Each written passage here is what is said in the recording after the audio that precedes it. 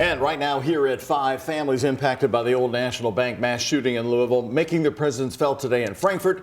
They want a gun safety bill that they believe will help prevent tragedies like that one that took their loved ones. Hello, everybody. It's our top story. I'm Doug Proffitt. And I'm Connie Leonard in for Shay tonight. The bill called CAR is a type of red flag law, but with more protections for the gun owner. Senior reporter Isaiah Kim Martinez and our senior photojournalist Alyssa Newton have been in Frankfort all day long covering the personal testimony and why not all lawmakers are on board. State Senator Whitney Westerfield admitted to me there's a chance the CAR bill may not pass in 2024, but regardless, he believes the testimony and the presence of families here will make a difference down the line. We're a long way from passage, but you just keep moving forward. Senator Whitney Westerfield, the Republican sponsor of CAR, says Friday's committee hearing was a big step forward. The bill would allow law enforcement to temporarily remove guns from people deemed by a judge to be in crisis and potentially a threat. In front of lawmakers, Whitney Austin, a mass shooting survivor herself, pleaded for what she says will reduce mass shootings and suicides. CAR is the solution to this problem. It protects innocent life by preventing crisis moments with guns. Sitting in the audience, families who lost loved ones at Old National Bank in April. There have been 8 incidents of mass violence in our state just this year. Marianne Elliott, widow of Tommy Elliott. Jim Tutt's widow and son also in the room. Josh Barrick's brother watching closely. And we've seen even in the most recent shootings, cases where people knew the shooter was struggling with this. But there was also opposition from some Republican lawmakers. You're still talking about a proposal that at a bare minimum has the potential to violate at least 3 constitutional rights. Westerfield, though, feels there's more support amongst the GOP than what was led on Friday and says he and these families will continue to push the bill forward. Isaiah Kim Martinez, WHAS11 on your side. In a statement, Marianne Elliott called the hearing a major step and said, quote, "I don't want any person to be forced to endure the pain of losing someone they love to gun violence.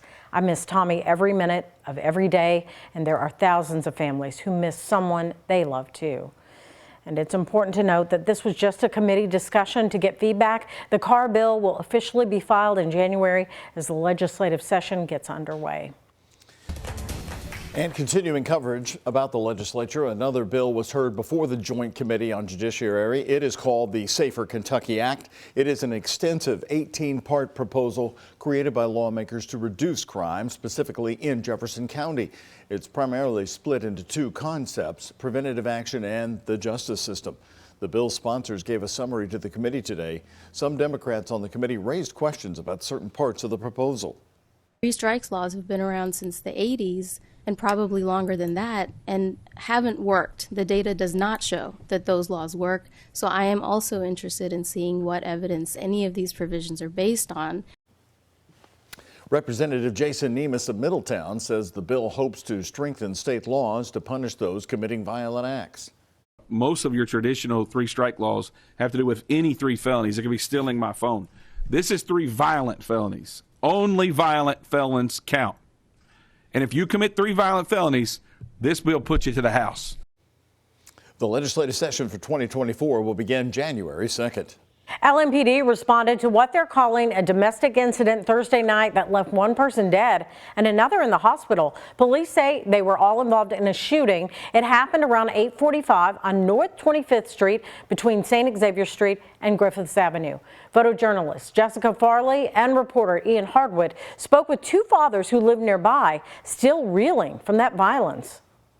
Being a dad down here, that's the sad part. Josh Custis grew up in Portland. He worries about his own kids now. They live a block up from where 1 person died and another was sent to the hospital on Thursday. Sad to say, but this is becoming a normal thing in our neighborhood. Custis has lost a friend to gun violence and says the issue is getting worse. I'm not sure of all the details, but I did see that the police officers had to wrap the kids in blankets outside because of what was going on. LMPD says officers were involved in the shooting that left 1 person dead and another critically injured.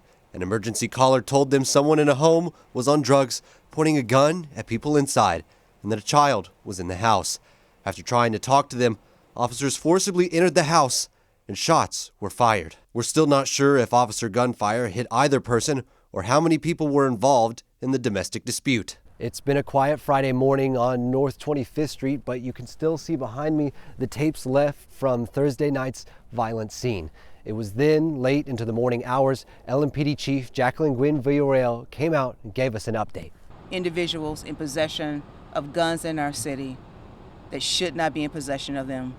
This must stop. And then last night, hearing the wailing of the family members showing up to find out that their family member had been shot. Vernal Jones, who lives up the road, knows that pain. It makes me tear up sometimes, man, especially losing my sons, man. It's rough at times. You know? He lost them to gun violence a few years apart. Dealing with this pain and anger every day, how we treat each other as people. As for a solution, he's left speechless. Custis remembers a time in the neighborhood when it wasn't a worry. I remember being my son's age, 15, being able to play at these parks freely and just not having the worries that my kids are coming at me with nowadays. In Louisville with photojournalist Jessica Farley, Ian Hardwitt, WHAS11, on your side. And we wanted to ask the chief for more information today, but a spokesperson with the mayor's office told us they wouldn't give an update. LMPD's new policy states body cam footage of the situation will be released within 10 business days, so we should expect to see it by December 28th. Happening today, police shut down streets and parts of downtown Louisville for a few hours today as the SWAT team headed to Dosker Manor, the Metro Senior Living Complex that sits right along I-65. Around noon today, Metro Police were called to a break-in report, a break-in in progress. Officers later focused on an apartment at Dosker Manor and Building C at the complex. Other residents were told to shelter in place. LMPD says someone who was possibly armed had barricaded themselves inside an apartment. Jackson Street between Ollie and Liberty were shut down. SWAT officers were called to the scene and later did take a person into custody, and there are no reports of any injuries.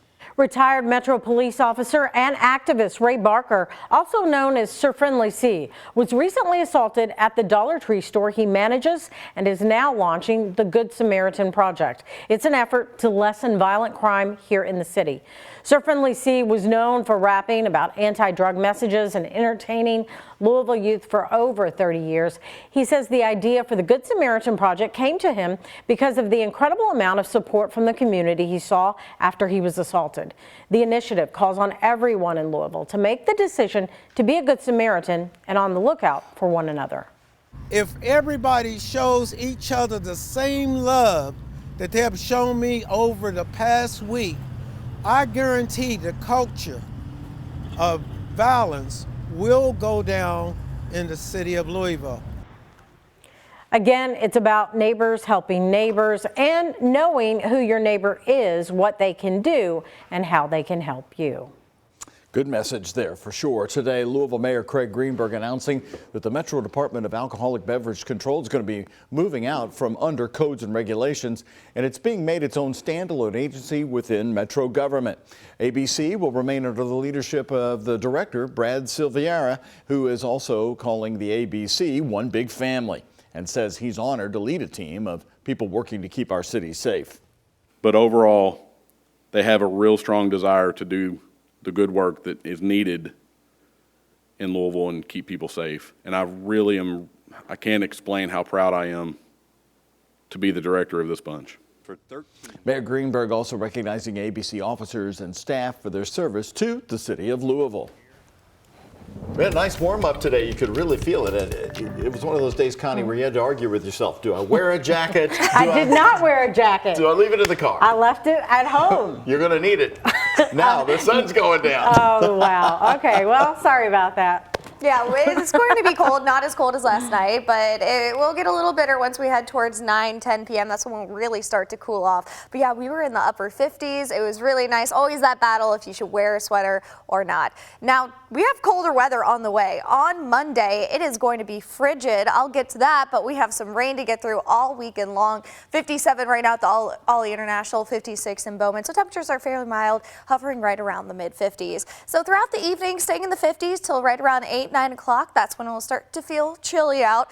We're just going to continue to see those clouds build. If you have any Friday night plans, don't worry. There is no rain in that forecast. today, but tomorrow, that is when that low pressure system will be moving our way. A wave of rain going to be pretty consistent at times overnight Saturday through Sunday morning. So that's the first system that we're tracking, but we're also going to keep our eyes on system number 2. That low pressure is going to develop around the Gulf and then sweep across the southeast up to the northeast. So the impacts that we'll see from that first system is Saturday night. That's that cold front with rain, and it's going to start to clear out on Sunday. And then our eyes are focused on this low pressure system, mainly going to stay off to the east with that rain, but the only thing that we could see from that system is potentially a few flurries in that forecast on Monday. But overall, we are not expecting any impacts from that system. What we're really going to be noticing is the drop in temperatures. 22 degrees for your low overnight Monday through Tuesday. I'll talk more about those impacts from those systems coming up.